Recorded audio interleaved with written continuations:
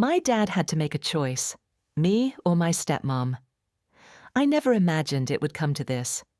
But here we are, and the pain is almost unbearable. Growing up, my life was a bit of a balancing act. My parents had divorced when I was just a child, and I spent years shuttling between their homes. It was a routine I grew accustomed to, almost like the rhythm of a song. Predictable, yet comforting in its own way. Despite the split, both my mum and dad were wonderful parents. They had immigrated from Europe in the 90s, bringing with them a blend of traditional values and progressive views. This openness was a blessing when, at 15, I came out as a trans woman. Their support was unwavering, a lifeline that kept me afloat through the turbulent waters of adolescence. My mum remarried when I was 17, and her new husband was kind and supportive. Though I preferred spending time at my dad's place, my stepdad never made me feel out of place. Life felt like it was falling into a comfortable routine, until my dad met Martha. Martha came into our lives through my dad's real estate job. At first, she seemed like a breath of fresh air. I remember meeting her for the first time, feeling hopeful for my dad's happiness. He deserved it, after all. They got married last September, and I was genuinely happy for him. Martha had a son, my new stepbrother, and I was thrilled at the thought of having an older sibling. I had always been an only child, and the prospect of a brother was exciting, but that joy was short-lived. It all unraveled one afternoon on a seemingly innocuous FaceTime call with my dad. We were catching up, sharing stories about college life and mundane updates when I made a casual comment about my estrogen. Martha, who was in the background, looked startled. She asked if I had hormone problems, offering help with genuine concern. I was confused at first, almost laughing out of nervousness. My dad chose that moment to tell her I was trans. Right there, in the middle of our call, he dropped the bombshell that I assumed she already knew. My heart froze. Martha stood up abruptly, and before I could properly react, my dad hung up. It was as if the line had been severed between us, both literally and metaphorically. In the silence that followed, I realized just how little I knew about Martha's beliefs. She was deeply religious, something I had only caught glimpses of during our brief conversations. I hadn't thought much of it. After all, everyone has their own beliefs. But now her religion seemed to be a chasm between us, one that threatened to swallow everything I held dear. For weeks, there was nothing. No calls, no messages, just an aching silence that stretched endlessly. Then, out of the blue, my stepbrother reached out. His text was a lifeline. He assured me that he didn't care if I was trans. To him, I was his sister, and he would stand by me. It was a relief, yet bittersweet. He confided that Martha had forbidden him from speaking to me, and she had also urged my dad to stop supporting my sin. It felt like a betrayal, a tearing apart of the small family we were trying to build. I told my mum everything. Her reaction was fierce. I could almost see fire in her eyes. She was livid at the injustice, her protective instincts kicking in fiercely. She insisted on calling my dad, demanding that he put some respect between me and Martha. In that tense call, I found myself at a crossroads. My voice trembled as I spoke, laying my heart bare. I told my dad that if things didn't change, he would have to choose between me and her. It was a gut-wrenching ultimatum, one I never wanted to impose. But I felt cornered, desperate for some semblance of respect and acceptance. Each day since then has felt like walking on a tightrope, teetering between hope and despair. I love my dad and my stepbrother dearly. Even Martha, at one point, had felt like a part of the family I had longed for. But now the warmth had turned cold, and I was left grappling with the fallout. In those quiet moments, when the world outside is still and my thoughts are my only company, I reflect on how we got here. I think about the moments that led up to this fracture, wondering if there were signs I missed, chances for reconciliation that slipped through my fingers. I wrestle with the guilt of forcing a choice upon my dad, yet I know deep down that this was not just about me. It was about the principle of acceptance and respect, about standing up for who I am.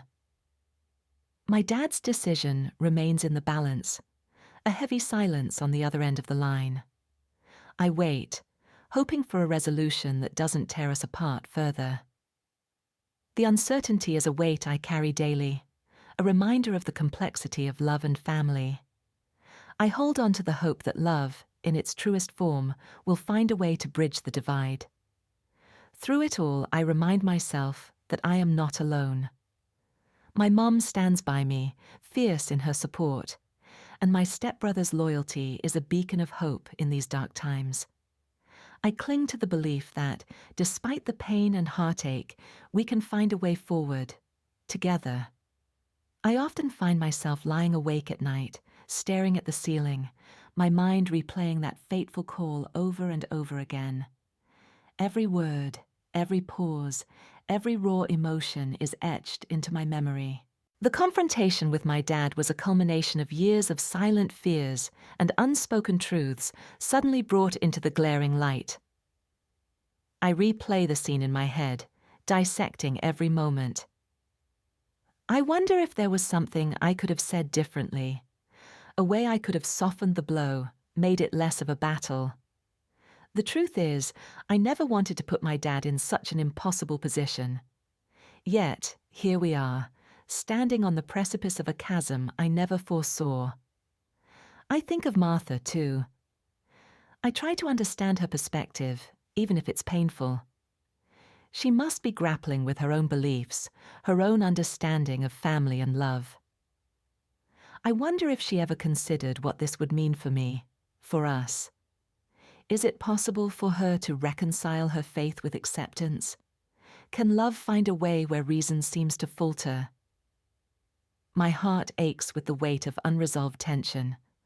The silence from my dad's side is deafening, like a vast empty expanse stretching between us. It's hard not to feel the sting of abandonment, to wonder if I'm simply too much, too different, too challenging, for him to choose me over the comfort of his new life. Yet, despite the pain, there's a flicker of hope that refuses to be extinguished. It's in my stepbrother's unwavering support, in the way he reached out when it felt like the world had turned its back on me. His messages are a balm, reminding me that not all bridges are burned. There's still love here, still a connection worth fighting for. And then there's my mum, a pillar of strength and resilience. Her anger is not just for me, but for the injustice of it all. Her support is a constant reminder that I am valued, that my identity is not a burden, but a testament to my truth. She stands beside me, ready to weather whatever storms come our way. In the quiet solitude of my room, I find myself writing letters to my dad that I may never send.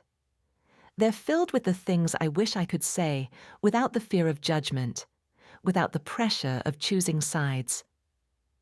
I tell him about the little moments I miss, the laughter we used to share, the sense of belonging I felt when I was with him. I write about the pain of being seen as less than, the struggle of feeling like an outsider in my own family. These letters are an outpouring of my soul, a way to process the turmoil swirling inside me. They're a testament to the love that remains, even amidst the chaos. I hope that one day he might read them and see the depth of my longing for reconciliation. As days turn into weeks, the waiting becomes a test of patience and resilience. I try to focus on the things I can control, my studies, my friendships, the small joys that life still offers. I remind myself that healing takes time, that understanding is a journey, not a destination.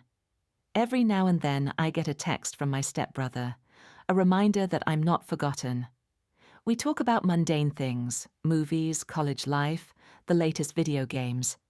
But beneath the surface, there's an unspoken promise that we'll navigate this together, that family is not just about blood, but about the bonds we choose to nurture.